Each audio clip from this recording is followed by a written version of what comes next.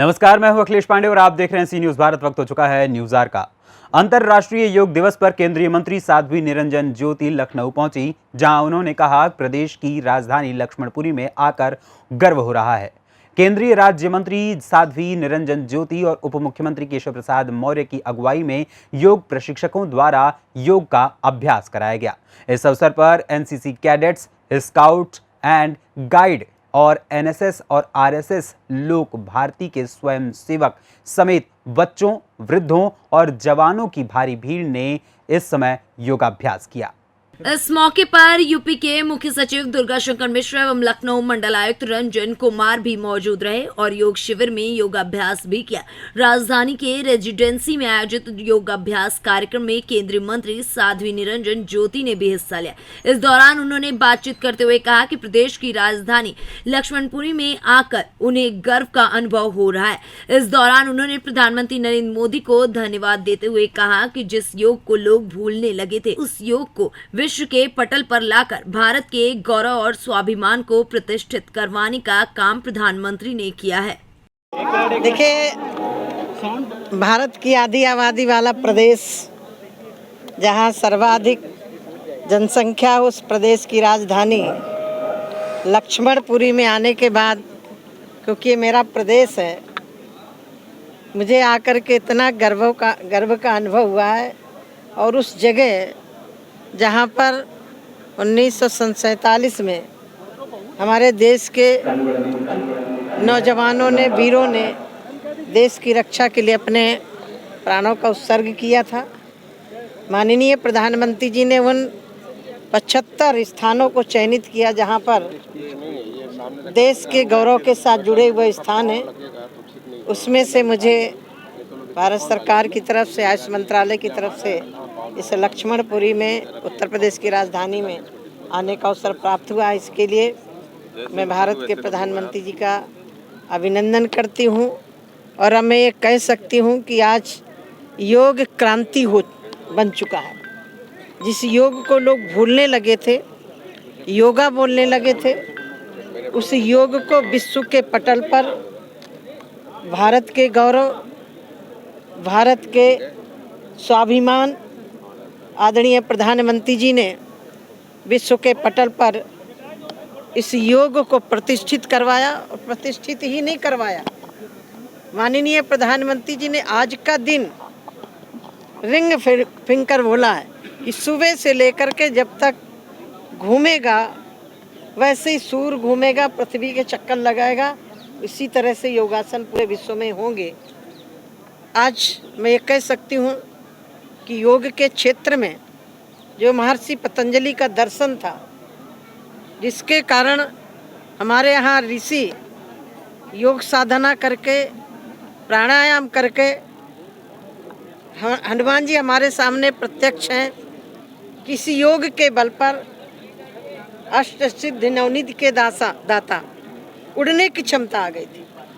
हमारे यहाँ योग के बल पर कहा गया है, कुर्वन् नेवेह कर्माणि जिजी विशेष तग्वं शर्मा। कर्म करते हुए 100 वर्ष तक जीने की इच्छा रखो, चारपाई में लेट करके नहीं। और ये संभव कब होगा?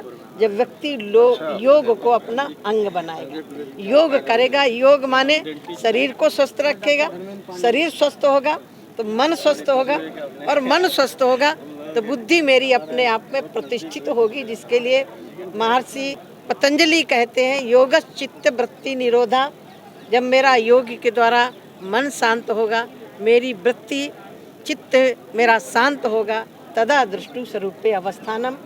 और फिर हम काम करने की जो ऊर्जा मिलती है, मैं ये कह सकती हूँ कि ये हमारे देश के दर्शन, महर्षि पतंजलि का दर्शन, कणाद का दर्शन, जैमिनी का दर्शन, कपिल भगवान का दर्शन, हमारे यहाँ दर्शन थे। दृश्यते इति दर्शनम, जिसके द्वारा अपने आप को देखा जाए उसको दर्शन बोलते हैं। तो हमारे देश ने दर्पण पूरे विश्व को दिखाया है। ज्ञान के मामले में, योग के मामले में, सांख्य दर्शन के मामले में ये हमारा देश हमेशा विश्व गुरु रहा है। और आज भारत के यशस्वी प्रधानमंत्री जी इस योग दिवस में सम्मिलित होकर के देश का मान बढ़ाया, सम्मान बढ़ाया। और देश के लिए प्रेरणा भी है कि हमें योग सतत करते रहना चाहिए, सिर्फ 21 जून को नहीं, हमेशा करना चाहिए। दीदी एक चीज़ ये कि योग दिवस जो है 21 जून को जो मनाया जाता है, ख़ास तौर से अलग अलग तरह के दिन हैं जो दुनिया भर में मनाए जाते हैं, लेकिन ये भारत की थाती जिसको प्रधानमंत्री नरेंद्र मोदी ने दुनिया तक पहुंचाया, कैसा अनुभव होता है जब आप सरकार में बैठी हैं, खुद साध्वी हैं और आज योग दिवस देखिए है? 2014 से मैं माननीय प्रधानमंत्री जी के साथ में एक देश के साथ सेवा कर रही हूँ और मैं अनुभव कर रही हूँ कि जब से माननीय प्रधानमंत्री जी ने देश की वागडोर संभाली, वहीं हमारे माननीय प्रधानमंत्री जी ने अंत्योदय को फोकस करके काम किया, वहीं राष्ट्र की स्वाभिमान, राष्ट्र की सुरक्षा की भी उन्होंने चिंता की। वहीं हमारी जो पुरानी प्राचीन पद्धतियाँ थी, चाहे योग हो, चाहे आध्यात्मिक हो, चाहे सांस्कृतिक धरोहर हो, चाहे मैं 14 को याद है कि आज़ादी के लिए जिन्होंने अपने प्राणों की आहुति दी थी, सबसे पहले 15 अगस्त को माननीय प्रधानमंत्री जी ने उन जगहों को चिन्हित किया जो कंदराओं में, जंगलों में, आदिवासी गिरवासी क्षेत्रों में लोग थे, शहीद हुए थे, उन लोगों को नमन करने का अवसर प्रदान किया माननीय प्रधानमंत्री जी ने। और इसी बहाने देश के लिए जिन लोगों ने आहुतियाँ दी थी, उन स्थानों पर 75 स्थानों पर पूरे देश को जोड़ने का जो योग के माध्यम से माननीय प्रधानमंत्री जी ने किया है, मुझे लग रहा है कि हमारे आने वाली पीढ़ी के लिए एक इतिहास भी होगा। और मैं कह सकती हूँ जब भी इतिहास लिखा जाएगा, ये 2014 से ये 2008 साल अभी हुए हैं, ये एक ऐतिहासिक कार्यकाल रहा है। जब भी इतिहास लिखा जाएगा, ये स्वर्णिम अक्षरों में इतिहास दर्ज होगा। तो ये थी वहीं कार्यक्रम में मौजूद डिप्टी सीएम केशव प्रसाद मौर्य ने कहा, प्रधानमंत्री ने कर्नाटक के मैसूर में रहकर देश भर में योग कार्यक्रम को संबोधित किया। उन्होंने कहा कि योग दिवस ने भारत की प्रतिष्ठा बढ़ाने का काम किया। हमें पूरे विश्व को परिवार मानते हुए आगे भारतवासियों के साथ पूरे विश्व को निरोग बनाने के लिए योग एक महामंत्र है जिस पर हम सभी को निर्भर होना चाहिए। जो हमारे ऋषि मुनियों द्वारा दिया गया, उस दिशा में पूरा विश्व आगे बढ़ रहा है। दिवस के अवसर पर भारत सरकार की मंत्री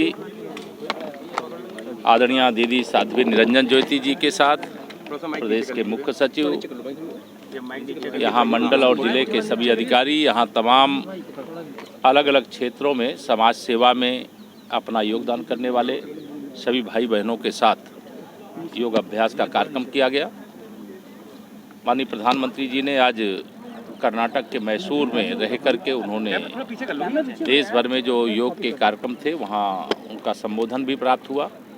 विश्व योग दिवस या भारत की प्रतिष्ठा को तो बढ़ाने का काम किया ही है, भारतवासियों को और पूरे विश्व को चूँकि परिवार मान करके उनको निरोग बनाने का एक यह महामंत्र है, हमारे ऋषि मुनियों के द्वारा दिया गया और उस दिशा में पूरा विश्व अब आगे बढ़ रहा है। हम लोगों को बहुत प्रसन्नता। लखनऊ से सी न्यूज संवाददाता कवि तिवारी की रिपोर्ट। फिलहाल इस खबर में इतना ही। देश दुनिया की तमाम खबरों के लिए देखते रहें सी न्यूज़ भारत। हर खबर आपके साथ, आपके हाथ।